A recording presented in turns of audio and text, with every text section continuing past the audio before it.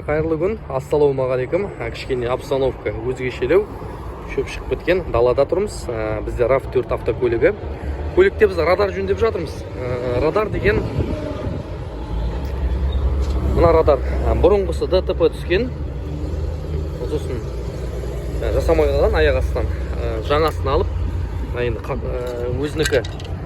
өзінікін жөндеп берген болатынбыз. Кішкене удар болған ғой мына жерде, сынық ішкі жағынан. Осыны жөндеп, қазір герметик деп жауып тастаймыз.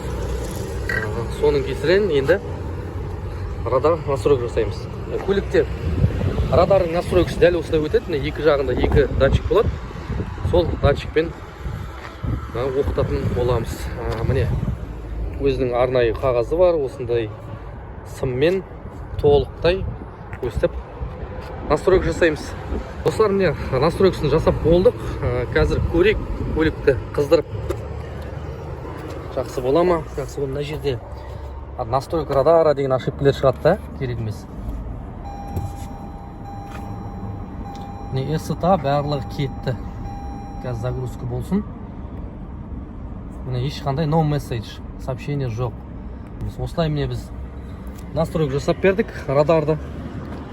Кімде егер дистроник радарларын настройка жасайтын керек болса, хабарласыңдар. Осылай міне жұмысты бітіріп беретін боламыз.